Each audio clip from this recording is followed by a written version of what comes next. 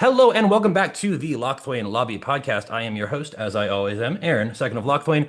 I am joined by the Nile Spellbomb in the opening hand. It's Russ, my partner in Slimed. We are joined as well by our hometown hero, Prince of the Pauper, and one of the faces of the Pauper community, Jason, aka MarshFlats from StrataGames. Thanks for being here, Jason. Thanks for having me on. Of course.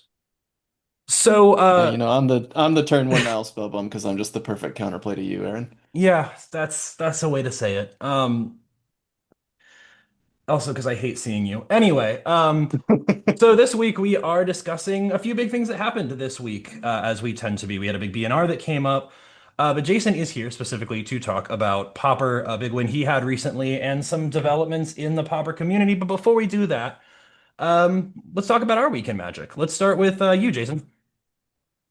Yeah, I had quite a few things. The big win that you alluded to was me playing. We'll get to the details there of that, but it was me playing Black Sack with a rainbow sideboard. So I took that again to our locals this last week, and it continues to do pretty well. I went 3-0 there, which was pretty nice. Going up against Poison Storm, which Hmm. is always kind of a free win Crazy. against Black Sack, to be honest. Yeah. We're usually a turn or two faster than them. We went up against Demir Terror, which is not as free as Mono Blue Terror is on Black Sack, but it's still definitely a little bit favored. We can usually Hmm. kill and chump their snakes pretty easily. It's just some cast downs and stuff we got to watch out for. And we played against something else, Goblins, I think. Mono Red Goblins, which I hadn't seen in a Nice. while. In I the have year not of seen our the Lord Goblins matchup in a bit. 2026. Yeah, it was pretty crazy. I saw Skirk Prospector on turn one and was getting flashbacks immediately, which is crazy. Yeah, I haven't seen the Goblins matchup in a while. That's cool. That's crazy. What are they running nowadays in Goblins besides the Prospector and the typical early package? I didn't see any card that was more recent than like 5 years old. So I don't know if there's any like new developments. There was some Fantastic. Goblin Grenades, Lightning Bolts, of course. I think there was Mog War Marshal, I think. Nice. All the classics, of course. Love to see it. Love to see it. Let's go over to you, Russ. What did you do this week? A couple days ago, I played in the Howling Salt Mine Pauper League that you are also were playing in, and I got completely demolished by Bogles. It's a little unfortunate. I won game one and then didn't see any removal or counter spells that were relevant enough for the next two games. Didn't you lose to Bogles at Cincinnati too? No, Oh, I I only lost. lost to Demir Terror. Oh, that's right. You got doubled by Demir Terror. Nice. The same person. That happened to me on Elves at the SCG Con as well. I lost to Elves and then got paired against him in the Swiss or the top eight and lost immediately as well.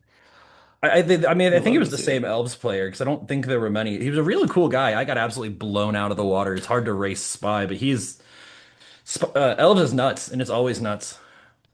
Yep. So, on to me. I also played my match with the Howling Saltmine Pauper League last night, and I did end up dropping because my spy build is not doing what it needs to do, and the meta has kind of adjusted just to kill it off. But I was up against a synth build, and I haven't gone up against Mardu Synth before. Mardu Synth is wild. They did some cool stuff. Game one, I did the thing, flew through. Game two, they dropped two spell bombs on turn two, and I was like, all right, cool. And then turn three or game three, they just kind of held out for the grind, and I didn't pull what I needed to. But we had a great time. I've been cooking up on that deck a little bit, trying to do less weird stuff while still keeping it weird. But yeah, so I ended up dropping out of that just to do some deck building, do some reworking on that. And they're moving on to round three, I believe, next week. But let's get to the reason you are here, Jason. You recently participated in a local win a duel, and you kind of ran away with it with this really interesting rainbow black sack build that you talked about on your side of things, which we'll absolutely link the video below because I'd love to show off that brew. But I kind of wanted to talk about where that brew came from, what the focus is, and how it kind of shifts away from, like you said, the typical how fast can we go to more of a kind of a mid-range vibe for Black Sack. Yeah, so as far as its origins, it actually started. I mean, it's probably something that people have thought about before, to be honest. But with my Mhm. brew of it, it started at Pauper Genesis. Okay. Me and David and Xander, a couple of guys that we were Yep. staying with, Is that had David from Pupper? that Yep. is, I believe, David from Pauper. Uh, I don't know if I'm pronouncing that correctly, but indeed. So we were in the hotel room and just kind of brainstorming ideas for how to make Black Sack a little bit better. Hmm. It's been in an okay spot, but Yeah, it loses to a lot of the best decks right now. very much. And was realizing, well, the best answer to Court Clan Shaman, which is Black Sack's main bane, Yep. is a Blue Elemental Blast. Just counter it before it hits the field. And well, how do you get that in a mono black deck? Well, we already have a lot of treasure makers with Shambling Ghasts. When the deck was first built, like last year, we were playing Greedy Freebooter for a little Yep. bit, and then found that that wasn't really where we want to be. But I decided to bring those back in to get the treasure makers to be able to splash things because I know for a fact that what I don't want to do is add any non-swamps to my No, deck. 100%. Yeah.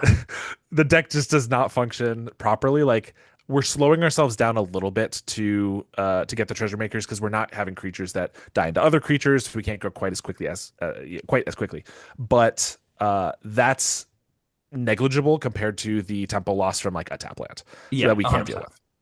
Um, So yeah, And Freebooter was something that I was looking at for a while too, but I think the big difference is I wasn't looking at it as like a rainbow option. I was looking at how can I use it to speed other things out. It's an earlier dark read, it's an earlier thing. So I really liked the idea. The Blue Blast, I kind of took a note of a few things that you threw in and changed up, but I really liked the ideas of the Blue Blasts. Kind of, though, do you have those sideboard or mainboard? I tried to pull up the list, but I couldn't quite find it. yeah. Sorry, I should have sent it to you. No, you're The good. Blue Blasts are sideboard because of Hmm. course they're not good in every matchup. The only non-black cards that I put in the main deck was Fling and Temur Battle Rage. Yep. Um, we generally our mono black deck we use Rite of Consumption as our Yep. fling because you don't want to splash. Since I'm already splashing, I wanted actual fling because instant speed is a huge benefit. It's so much better. Yeah. Um, exactly. Like people have literally asked me like, is that card that Rite of Consumption is that a sorcery? Yes. Okay, I'll tap out of my end step. I was 100%. like, Yeah. well, It's if I could just fling, that would be way better. yeah. And then I decided like, did I want two flings in the main deck or did I want a Temur Battle Rage, which can just be really, really strong? And I was like, well, if I get both of Yep. them in my hand, I prefer to be able to like double strike, trample, and then fling. So that's the route we took. But then yeah, the blue elemental blast and everything else is in the sideboard. Yeah, so the I see you also took a page from Anthony's spy list and putting dispels in your sideboard.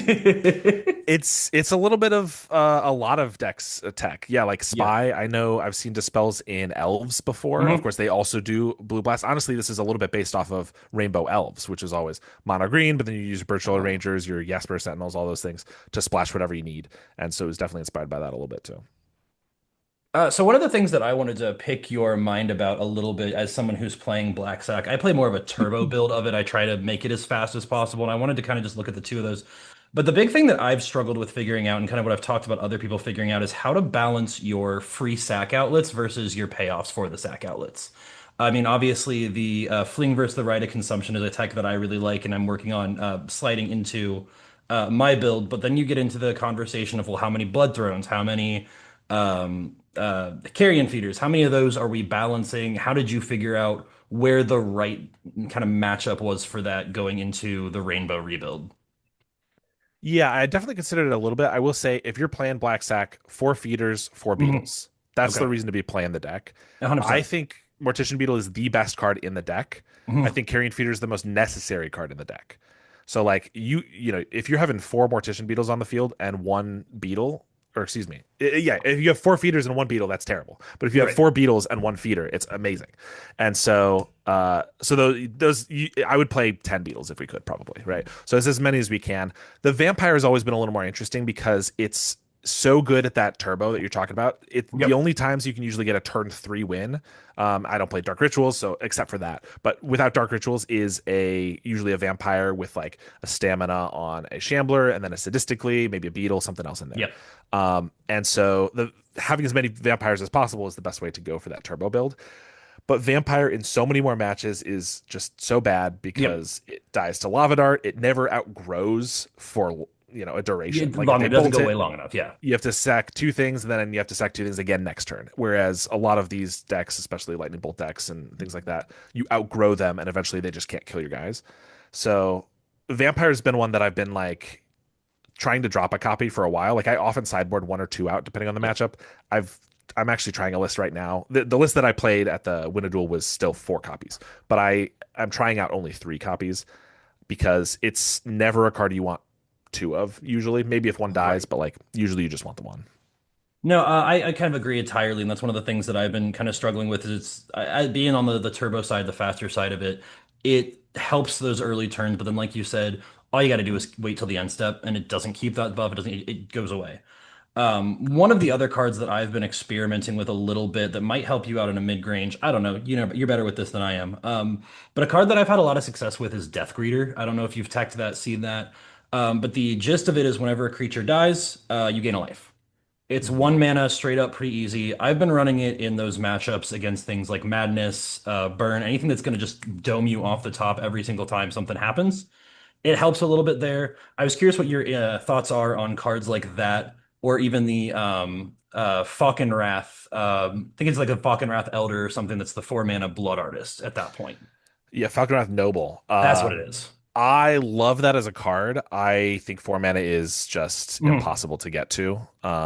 I think it's way too much. Like if we had actual Blood Artist, that would probably see some play.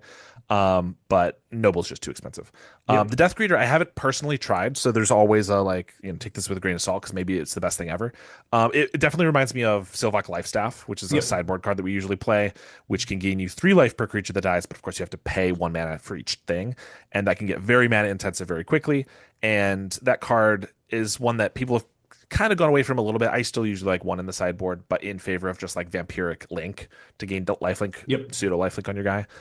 Death Greeter sounds interesting. It's probably worth trying. I would say that it probably doesn't do enough to, in my opinion, to be main deck, just Yeah. because it's just a 1/1 in any match that the lifelink or the life gain doesn't matter. Yep. But it could be really good in those other those burn matches and things like that. I will say some other players in the Black Sack Discord have gone the total opposite way of like we don't want to gain life against burn decks, we just want to go faster. And so a big tech piece that Entropy, one of the most prolific Black Sack players, even more than me, plays is mutagenic growth in the sideboard, Yep. which I've seen is that. literally yeah, literally a way that you lose life against a burn deck, which sounds crazy, but they almost always need to turn to be mono red control, and then they're just trying to bolt down your creatures. And if you suddenly have +2/+2 that they weren't expecting, and they use 3 cards to try to kill your creature and they fail, you're going to win that game almost every single time. So there's a lot of very interesting ways you can try to handle like the burn matchups.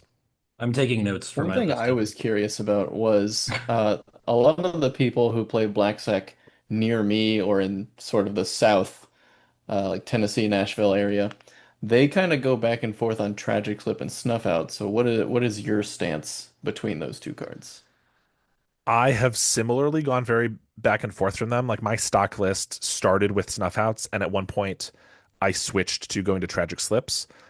I think the biggest benefit of tragic slip is that you don't lose life. So for those burn matchups, Yep. you want to be able to kill a gutter sniper, Kessig flame breather, and losing 4 life is pretty costly. But I've found that almost every single game, even when I do use a snuff out against those creatures, it's usually enough to get me across the finish line. So it's not as much of a detriment as it initially seems. And the difference between 1 mana and 0 mana is enormous. I keep so many one landers in this deck, like especially at the win a duel.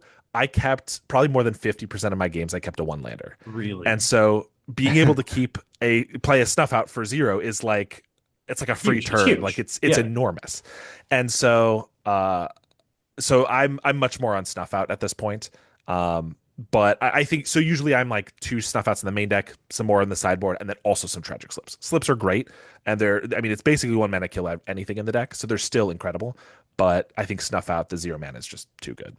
Yep. Two Um, words when it comes to keeping one-landers in this deck, Aaron. Never punished. we are Pretty never true. fun. No, I've been playing Black Sack about 6 months or about since SCG Con really. Right afterward, I had a conversation I think with you and David about Black Sack because I am the mono black player. And so my focus has been very much on keeping it mono black because that's what I know. But I like the idea of splashing some other things in. Before we move on to just the next part, I want to give Russ a chance to ask anything he's got. But I also, while watching kind of your recap of things, the three big killers of Black Sack, as we know, Affinity, Jund, and Weenies. Clan Shaman is the big bad in Affinity. It's a crazy card. It's a disgusting card. It does crazy things. Um, Jund just kind of is just a good deck. It does what it does. My question was onto the white weenies build, specifically weenies, the mono white heroic. What's the threat there? I haven't typically had a lot of issues with that. What have you seen that points that out as a threat against the deck? Those are two different decks, Aaron. I know they Uh, are. I will say White Heroic is one of Hmm. our most favored matchups. Yep, it White is. Weenie is one of our worst matchups. Yep. So to Russ's point, they are very different. Yeah. Mono White Heroic, you get in a Cursed Marauder, you win the game. Yeah, 100%. So not too much You worry shut there. down the one thing that they have that gets around the protection, sure. Yeah, Uh, but as far as White Weenies, like the traditional, tons of Thraben Inspectors, all this stuff, their problem is kind of threefold, which is one, they have so many blockers. yep. From like turn two onward, they're probably going to have the ability to chump block. They might not every single turn, but if they want to, they can do that. Which means if you have a Bloodthorn Vampire, even if you could make it a 20/20, they have a chump Doesn't blocker every matter. single turn. And you're going to have to sacrifice something every single turn. So the flings become very important because like you might not be able to get through almost Hmm. ever. But problem with the fling and just the plan in general is prismatic strands is Yep. so good against us. The majority of our deck, I mean, we're mono black, right? The majority of our deck is mono black. Luckily, we have a couple of tokens that are not black that if we put a sadistic glee on them, we can grow them. And then you can have a squirrel that's a 10/10 dealing damage. And now they have to choose if they want to go green or black on their prismatic strands. That can be a really good way to hedge against them. But at least my version only runs a couple sadisticallys. So usually you have to Yep. work around that mono black. Prismatic strands gives them two full turns, not just where you're not dealing damage, but also where they can, if they have enough creatures, they can throw everything in front of your guy. And if it's a vampire, you have to sack a bunch of stuff just to keep your guy alive. You don't even kill anything because the damage is prevented.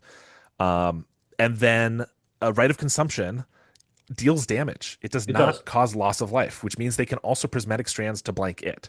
So Yep. a lot of our tools to get around their blockers are also just kind of nullified. Um, and then I said threefold. The big other one is just their removal is they don't have that much removal, but it's very good. They have Thraben Charm, which when was the last time a Thraben Charm in a White Weenie deck didn't deal 10 plus damage, Right. right? It's It's going to crazy. kill almost everything. It's a And then crazy card. usually exactly. And then usually in the sideboard they have some more Journey to Nowheres to bring in, which just makes it really hard for you to keep a creature around. Yeah. Well, I appreciate that insight. Like I said, what I meant to say is, I've spent some time against heroic weenies isn't one I've seen much of, is kind of Mm. where I meant to go with that. So yeah, I mean, that makes perfect sense. Thraben Shard's crazy. Prismatic Strands shut down Spy when I went up against it at a SCG Con. It's a wild card, and they have access to all of those. Yep. Um, but before we move on to the next part, Russ, Jason, do either of you have anything else you want to put out, add in? I wanted to ask if someone is attempting to build a deck with access to a rainbow sideboard, what are some cards, like maybe one or two cards in each color that you would recommend heavily looking at to just sort of cover a good number of matchups? Yeah, I mean, I think the big thing you're looking for is what are the issues with the deck that I'm trying to solve? And if we're doing rainbow, obviously we're jumping through hoops to get the mana that's not black. So like, what can those colors do that black can't do? So one big thing is like black doesn't have the ability to deal with artifacts or enchantments. So there was a lot of consideration in this build to have some artifact, especially removal, and cast of the fire, things like that. I decided against that because I wanted every single individual card that I was splashing, I wanted it to be able to drastically alter the course of the game. And so that if I only ever got one treasure, that could make a big difference. So Dispel countering a cast down that's targeting my giant creature, really important. Blue Elemental Blast or Mask of Lawn Grace to protect my creatures from dying to Kirkland Shaman, same type of thing. So like a cast in the fire, maybe if you catch your affinity opponent on they only kept a two lander, you get rid of one of them, maybe that alters the course of the game. But usually you're going to exile like a Mere Enforcer, and it's just not going to do that much. Right. So yeah, so I think you want to focus on the things that are going to really make it worth your while to be splashing a color, and certainly doing the things that black can't do already. I So think don't it go was. like crazy with like two cards of every single color in your Yeah. sideboard. I mean, if you want to be like, it's a little more gimmicky. If True you're, rainbow. I had some people say, well, there's no green in the sideboard, so it's not true rainbow. And it's like, well, okay, you got me, I guess. But I did consider Rancor, so that could be your green card. Problem with Rancor, because Rancor is a card we've been wanting to jam into the deck for a while. It gives trample, it can Yep. buff your Shambler, so it can give two more squirrels. It's a great card, but the best part about it is that it comes back and you can cast it again. Well, what if you never get another treasure? You've only cast it once. And now Rancor is terrible if all it does is plus 2/+0 and trample one time. Yep. So, you really need to make sure that you're getting all of the effects that you're looking for out of just a single treasure. Because there were games where I didn't get a treasure at all and I missed my splash. I would say that that happened only once or twice. Most of the time I was able to get at least one treasure, especially because I was like specifically conserving it for, oh, if what if I draw a Dispel here? But as long as you're playing around that, like you'll probably be able to get your splash at least Yeah. one card, but like maybe not more than one.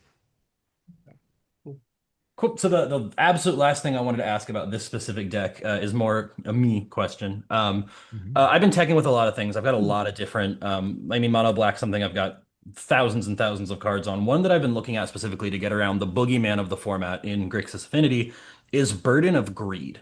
And you probably answered this a little bit more with Falkenrath Noble earlier, it being 4 mana. Burden of Greed, 4 mana, instant speed, deals damage to an opponent equal to the number of artifacts they have. It's something I've flashed around once or twice, but again, it being that 4 mana slot, unless you're sacking something, calling the weak, and going for it, it doesn't really do a whole lot that you want it to do. What are your thoughts on those kinds of cards that specifically target that archetype?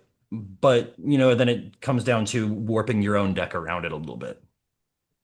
I have looked at this exact card for Black Sack because I literally Googled Scryfalled any card that was mono black that talked about artifacts. Because Yep. how could I beat Affinity? But it's 4 mana. It's four It mana. doesn't fit in a deck. Like Black Sack's one of its strengths is that it gets to play 17 lands with very little card draw, if any. Some people don't even play the village rights. It has 35-ish one drops and then only a couple two drops in your vampires, maybe your cursed marauders, and your rite of consumptions. And again, like I keep so many one landers. I cannot keep one landers if we That's need true. to get to 2 or 3 or 4 mana every single game.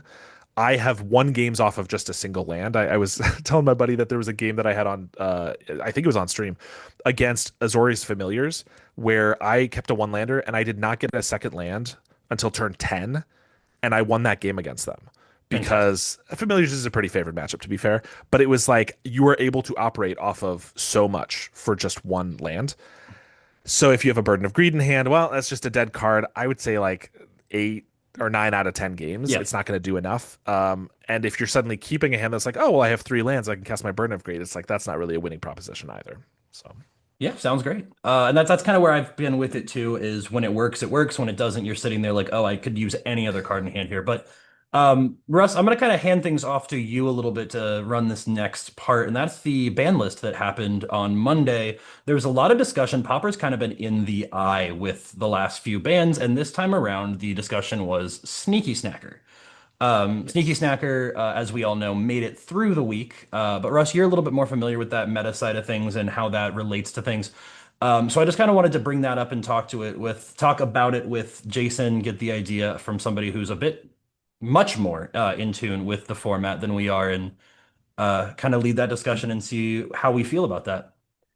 Yeah, Jason, like Aaron said, we just want to kind of pick your brain about the implications of Sneaky Snacker surviving the ban list, what might have happened if it did get banned, uh, the reasoning that Gavin gave us for why it didn't get banned, just any thoughts that you might have about that.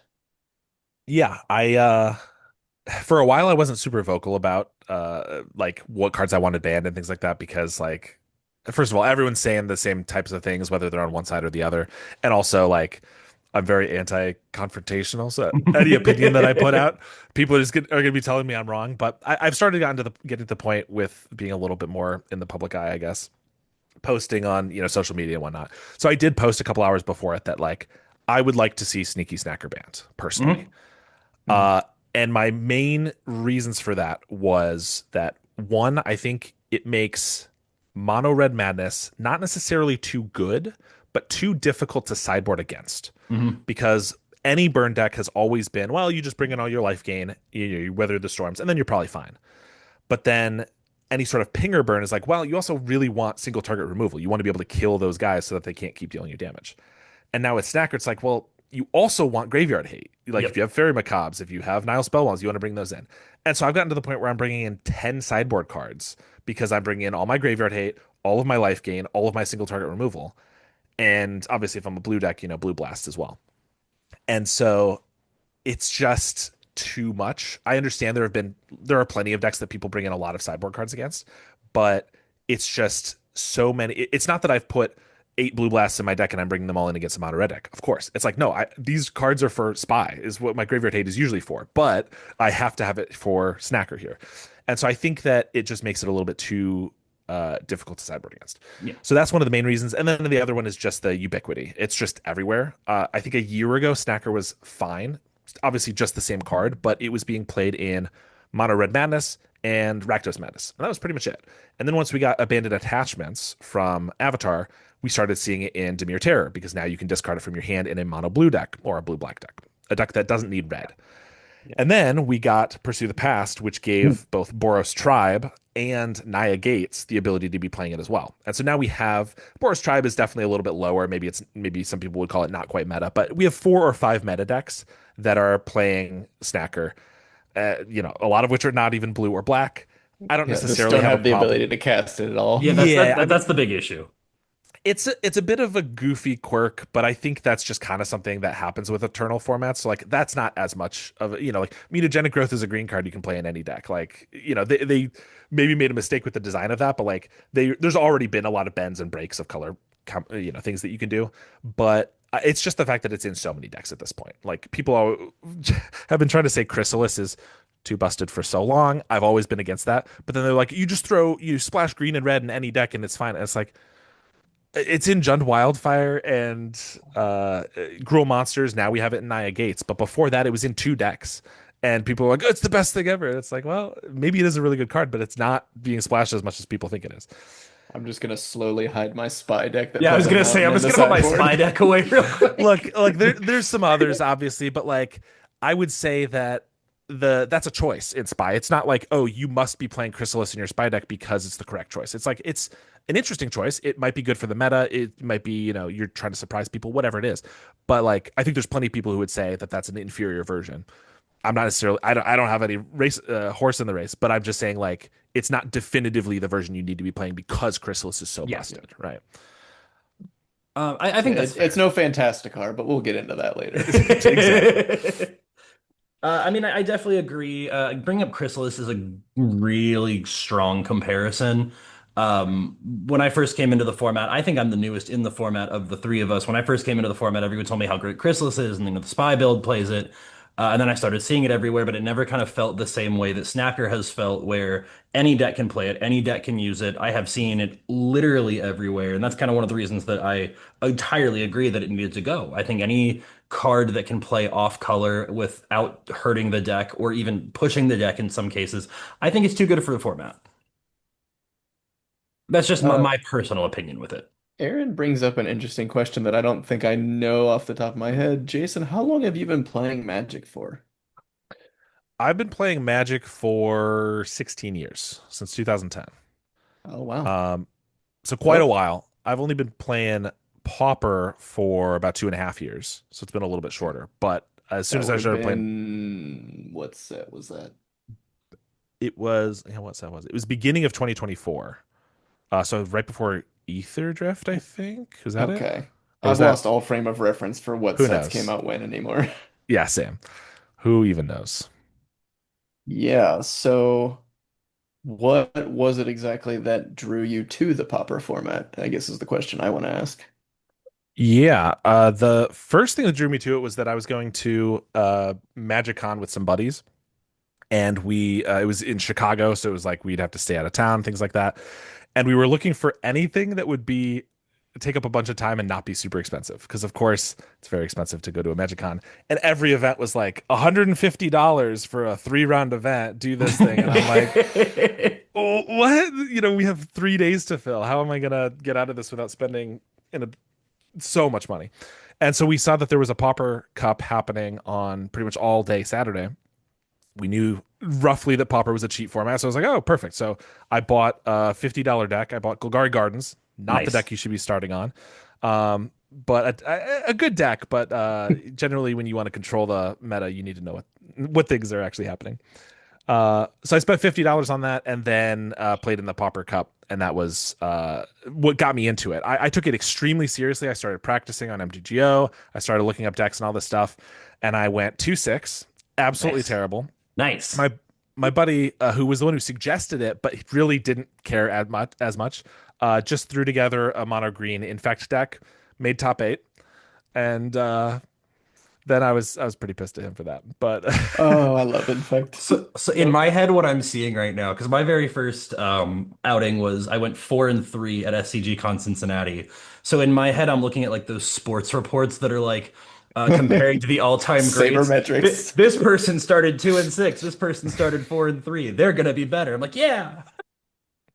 yeah, Oh I man, mean, you're probably well on your way. that's really funny. So you've been a control player basically the whole time. I play a little bit of everything that's not combo. So I started in Pauper with control, but I mean Black Sack is aggro as it gets. Yeah. Oh Yeah. yeah. Unless you're going Infect or Kill and Fiend or something like that. But like generally I say I'm a mid-range player because Mhm. like some of my favorite decks are Esper Affinity, Jund Wildfire. I like those. But basically anything that I could be playing interaction and attacking with my creatures is where I'm happy. I Fantastic. love that. Next thing we wanted to ask you about, just kind of moving along here. A lot of stuff's been coming out lately. The spoiler season never ends. Mhm. Looking at a lot of the cool stuff from The Hobbit, looking forward to Reality Fracture, and even looking back a couple sets, what has caught your eye for different decks that you play? What have you been kind of gravitating towards? Yeah, I mean, starting with the Hobbit, there's a couple cards that look interesting, but the main one that I think is going to make a splash is the new Melded Moxite card, Ragged Yep. Short Spear. Um, Artifact for 2 mana, ETB, discard, draw two, and then it equips for 3 mana to give +2/+0. So I was actually just playing that today in basically Boros Moxite, but I added those in as well because I think it's going to be a real boon for that deck because Glithawk can only pick up artifacts. Previously, that deck was running Moxite and then like Bitter Reunion or something that Yeah, Glithawk wasn't synergizing with. Now we have 8 copies of that card, essentially. And in addition to that, I think people have always and will always underestimate equipment. They're yeah. like 3 mana Mhm. for plus Oh two plus yeah, oh. That sounds terrible. It's like, well, you're not playing a 3 mana 2/0 creature. It gives +2/+0 when you have nothing else to spend your mana on. 100%. And that's a deck chock full of flyers too. We're playing Sneaky Snacker, a very good card I've heard in that deck. That's a good And card. Heard it here it's first. it's a bit of a sleeper, I would say. Uh, You mean a but yeah, sneaker? Shut so yes, yeah, up. my apologies. But you're playing all these 2 power flyers. You turn them into a 4 power flyer, and you're hitting your opponent with like a Sarah Angel. Like it's much stronger than people are giving it credit for. And I mean, even knowing it was going to be better than people thought, it impressed me in the matches that I played. We were talking a little bit before we kind of got on here because I've been doing drafts left and right this week. Giant's Boulder, the new 1 mana artifact, that's another one that we were thinking. I mean, I think we specifically brought up for Monstertron because it's really the only deck that can consistently get up to that 7 mana quick enough to use it. But Giant's Boulder is one that we were looking at as a possibility. I think Giant's Boulder is I going to think be everyone's very. looking at that card. Yeah, I think that's the card that everyone is anticipating to do well, and I think the short spear is the one that's a bit of a sleeper. Yeah. Giant's Boulder, I agree. I would broaden that to pretty much any Tron deck is going to be happy with Giant's Boulder. Monstertron's the big best Tron deck in the format right now, but you have, of course, Flickertron, you have Altertron, which some people try to make work still. There's the Pingertron list that was like That, that made deck's so sick. top four at Propaganda. I am I have always been because I'm not a combo player. I've been like an opposite, like an anti-Tron gamer. But then Monster Tron came out and I was like, this is kind of cool. I get to actually do more mid-rangey stuff, but it's very like get Tron, cast your things. But Pingertron is so cool. There's so many interesting things you can do. You actually get to play interaction. You get to like outsmart your opponent. It's not just like make 8 mana and then slam a Colossus. But there are Brambleworms in there, to be fair. Yeah. That was my Then round two matchup at Common Ground Cup. I was against Pinkertron. We went to turn five of turns in game three, Very and I nice. just barely had enough damage on board to clinch it. moving right along, because I know we'll both sit here and talk about this all night, and would be fascinating picking your mind. The last thing about Pauper we wanted to bring up is where you think the state of the meta is right now, how you think things feel, outside of certain cards being ubiquitous all over the place. How do you think it's feeling? Where do you think it's swinging? What are your thoughts on it as a whole? I think the meta is great. I will say a lot of people, one of their reasons that they didn't think that Snacker should be banned is because the meta is really good right now. And if you ban anything, there could be a shakeup, and then it could be worse than the current meta. And that's very true. That's a possibility. But also, we're getting a new set every month and a half. There's a shakeup all the time. Maybe it's not to that level of like a huge card being banned or like five decks being altered or whatever. But every set that we get, the majority of them, I think we're hitting a very good place of like some cards that are playable, one or two decks get a really nice piece, and then occasionally we go a little bit too far. I mean, Modern Horizons 3, obviously, but like, and get some cards that are a little bit more ubiquitous. But I generally think the meta is great. Like, I'm maybe a little tired of playing against Snacker or Mono Red Yeah. Madness as a whole, or a few of these decks, but like the tools to beat them do exist. You just need to, change your deck a little bit for it. And Pauper truly is just the best format because there are so many decks that are viable. There are, four or five tier one decks, however many people want to say, and then there are like 25 tier two decks, which I think is a huge That's feature. I huge. think it's That's the crazy. reason to play the format. Like it's harder to like make sure your sideboard is perfect against it, but it's also like I can play 1,000 matches and still be like having a good time because I haven't played 400 of the exact same matchup, which I think is very Modern. key. Yeah, a lot of other formats, Grixis honestly, but like, Affinity. ugh, you know, but there's a lot. There's just so much that you could do, and I also just always like that. Like, Pauper is the best Brewers format. Of Yeah, course, there are good 100%. decks. It's very competitive. You can't take a pile of 60 cards and just automatically win with it. But if you really like have an idea that like has some spirit and some soul, like something to it, and then you refine that and figure out how to make it work in the meta, like you can definitely do well and even win big tournaments with like a homebrew, which is awesome. I think the last comment I want to make on Popper specifically, as we were talking about just beforehand, I play a lot of Commander, I play Standard, I play Draft. I'm kind of all over the place. Popper, I think, is the only format where I've never walked away from a game or a match salty. Everybody's always having a good time. You're always seeing something new. It's one of those formats that just feels like it has a really strong community, and that community is the focus for everything. So that's the last thing I want to comment on that before we move into other business. Russ, you got anything to Capstone? In that same sort of vein, I remember there was a video I was watching of yours recently, Jason. I don't remember what deck you were playing, but you played against Rakdos Madness 3 times in that league, and you were still just laughing and smiling by the end of it. I was like, this is the way that people want to see a format. Yeah. Yeah. I I mean, I'd be lying if I said I've never gotten salty at the format. I play a lot, and there are things that can make me salty. But like, especially when it's like, yep, Rakdos Madness for the fourth time. Let's go. Let's do it again. Yep. Um, so the next part, Jason, as our guest, the next thing that we do is we have our own server where we like to highlight our community members, go through all that. One of the things that we do every week is Deck Tech Tuesday, where depending on whatever format they want to submit, we have one of our members throw out a deck. And this week, our good friend and collaborator and I guess CEDH League companion Brunk sent us his Xenagos God of Revels deck. Xenagos is a bracket 2 mediocre 3. The backstory is that they are a Gruul lover despite having had 5 different Gruul decks. None were actually Stompy. Happened upon Xenagos in a trade and decided to change that. Game plan is simple, ramp early and often. Play creatures, pump them with Xenagos, and go to combat. The strengths and the weaknesses are some of my favorite things with this. Strength is just will beat faces. The weakness is quote gets fisted by a well-timed bounce. Um, it's just one of those decks. We might have to censor that. Xenagos God of Revels is the non-planeswalker Xenagos. It just goes to combat, makes big things, goes beat. Brunk, we want to thank you for submitting this. One of the hardest things that we do in life is make something creative, then put it out there for judgment. So we thank you for throwing this out here, giving us a chance to look at it and talk to it. And we will revisit it again on an upcoming stream. And The then we will put the link to this particular deck in the description of the video as well, and as then well as Jason's Rainbow Sack as well as deck. Jason's Rainbow Sack Right. deck. The other I thing that we do is we ask a question every day, which is the Where Quebin.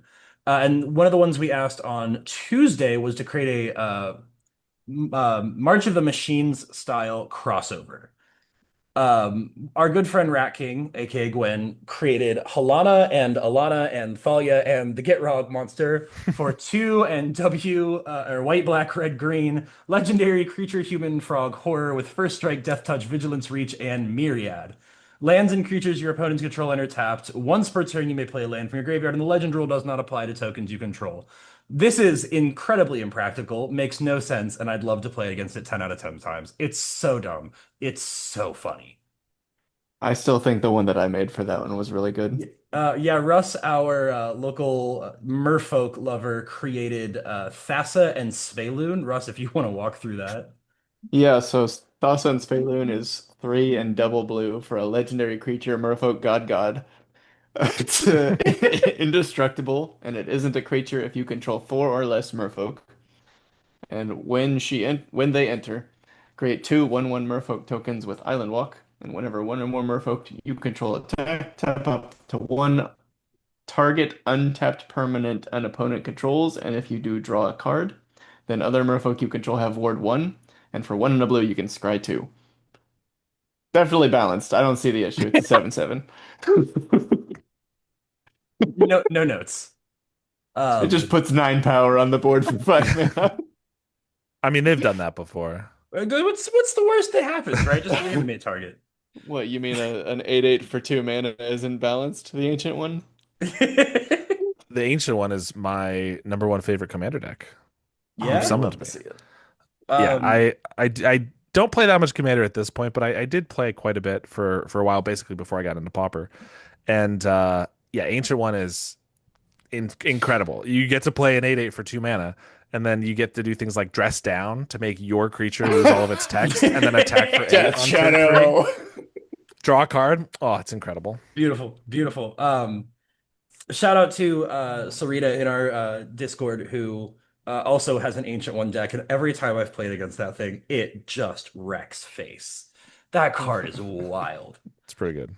Um, Sick. Moving right along. Russ, is there anything else that caught your eye this week in the Discord? Um, Anything I interesting, crazy, don't wild, or standoffish that you saw?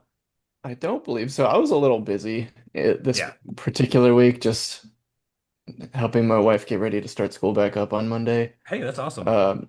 Foster did in fact have a tree fall through his family's house, so That's that's true. fun. Those of you who are in the Midwest, hope everyone stayed safe. If you've seen the video of the big cyclone forming downtown, I watched that from my apartment window, so that's really cool. So, yeah, F Foster has a tree growing out of his attic now. If you see Foster, make sure to, lend him an axe or a hand, whatever. Call him a We dryad. lost we lost power for about 24 hours. So Yeah, it was crazy. It was I meant to get a insane. lot more stuff done and then did not. Um, We forgive you. I appreciate that. it's totally cool. Six. So that brings us to the final segment, which is, of course, this week in Magic. Everything that's going on. The biggest thing that came up, of course, was the banned and restricted announcement, and I have thoughts. We had 3 big hits in Standard, which was Badgermole Cub, Storm Chaser's Talent, and I always forget the third card because it never really Grand applied to Grand. me. What was it? Grand Grand Grand. Grand. Yes, Grand Grand Grand got Ground got banned. banned. It is Sure, the end Grand of Grand. Let's Sexy get you Grandma back Standard. to It's let's gone. get you back to the nursing home. Um, I saw a Fantastic. meme, and I'm gonna put it on screen right now. It was like the scene from the first or second episode of Avatar where Zuko's just like holding Grand Grand out, and over Zuko it was like Watsy's band team, and then over Grand Grand it said this is still Grand Grand. That's good. Um, And I love Avatar because you just saw my dog. Her name is Suki. yep, and I have the Avatar tattoo to rep. I love Suki. So yeah, then we had Legacy Fantasticar finally got banned. That felt like a Hogak ban. Yeah, and then it Restricted got in restricted in Vintage. Vintage. Yep. Yep. I mean, And I then read the card. It doesn't seem that good. Like it's only 16 power. You have 20 life, right? only 16 power on turn 2. No big deal. It's fine. Let It's me ask you this, Right. Jason. Have you ever played Pioneer? N- What's Pioneer? not a real Is that format. Oh, is that a real format? oh, I have oh. not. I've heard good Um, things from the three s- people that play it. so they're There was a deck called Grease Fang.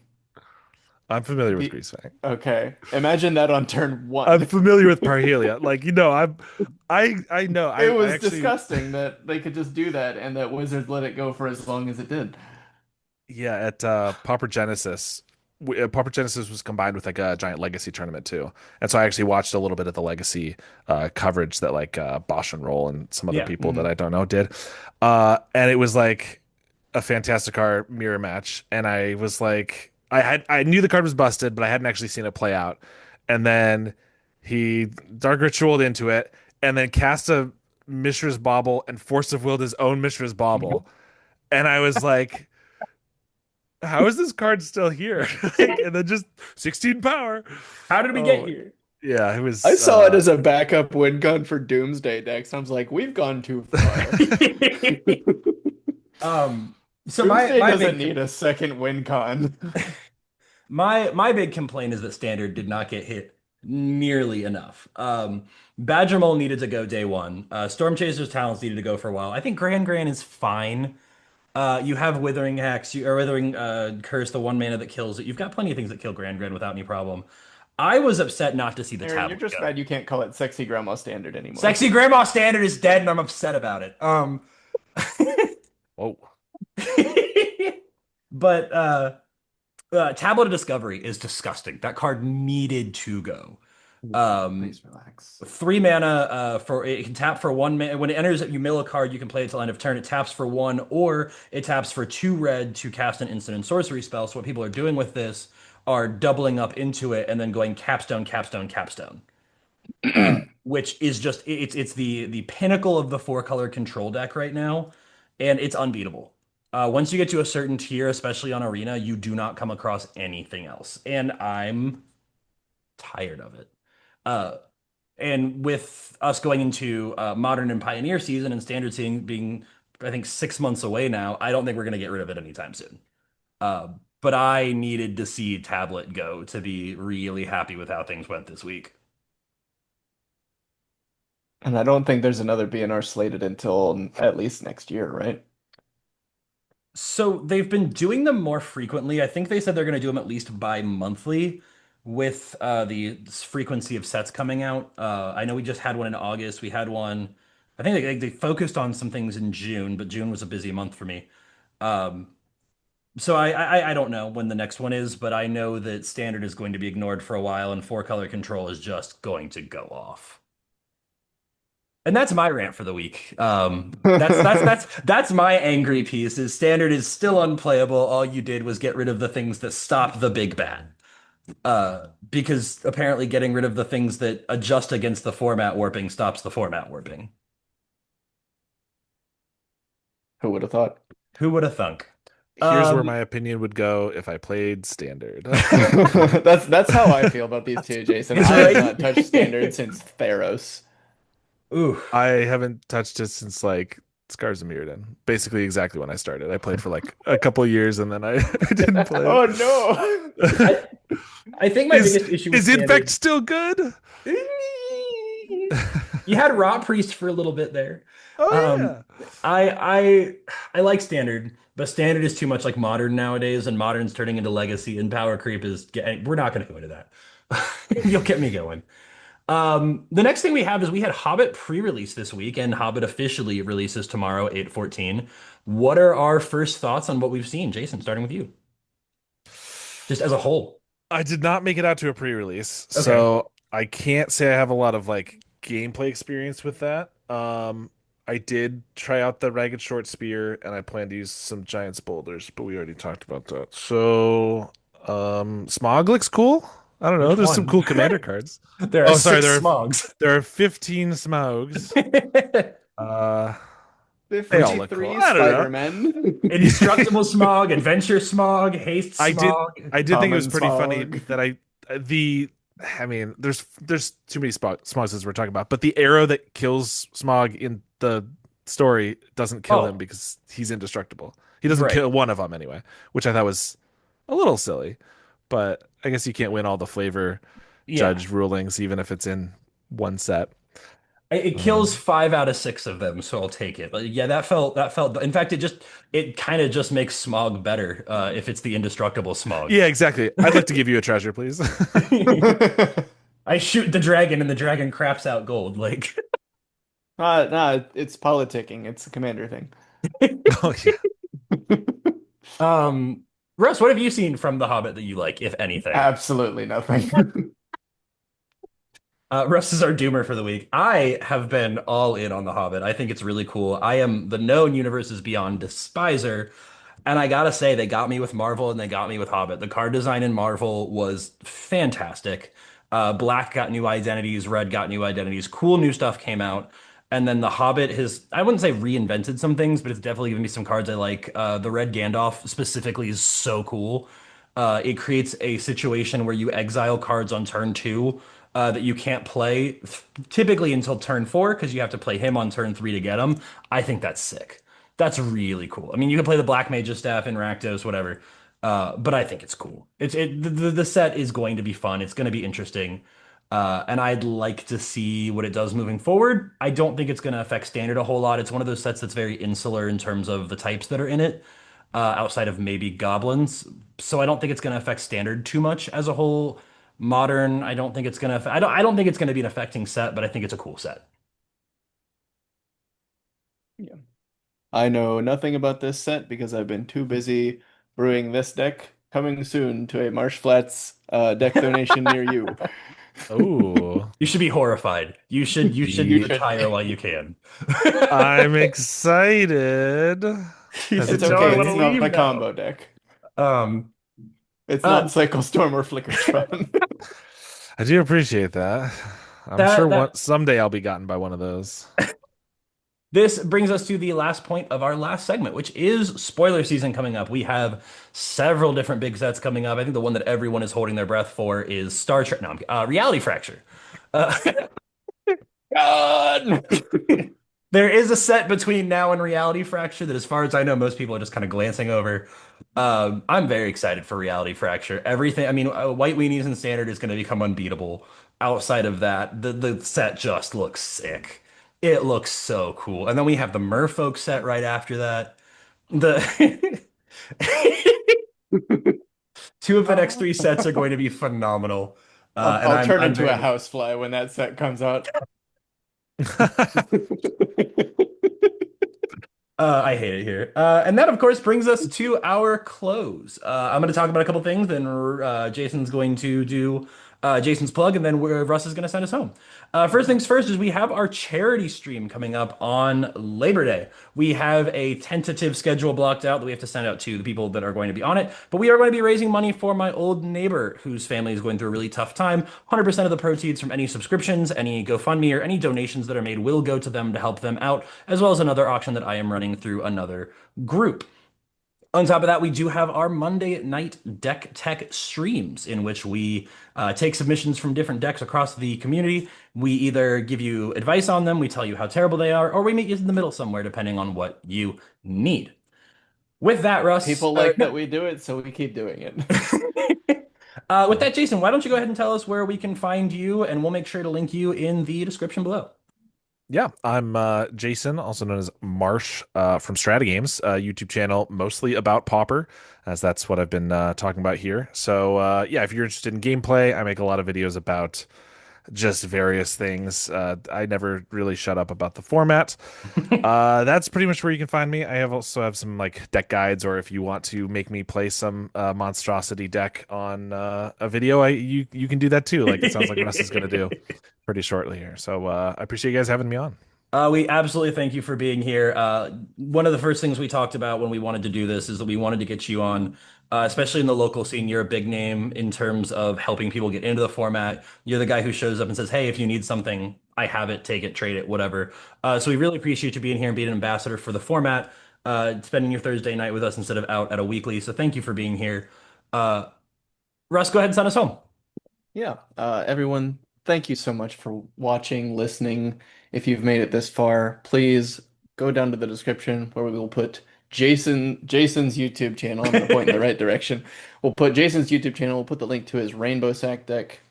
We will put our link tree, as usual, where you can find our Discord, you can find our stream. I took our Spotify off there because we no longer upload to that. You can find the YouTube channel thank you, Suki. You can find the YouTube channel where you are listening to this episode right now. Uh, you can find my Moxfield. You can find Aaron's Architect because Aaron's cringe and uses Architect instead of Moxfield. It's got better numbers. If you told me that at the beginning, I might not have come on, honestly. It's kind of a deal breaker. Wait. Can we meet in the middle and say that it's not Mana Box? Oh, I mean, at this point, I'm just glad for anybody who's not still using Tapped Out, because I have some friends who still are. there was a and I'm whole like, talk about that in the Ohio Valley Pauper server.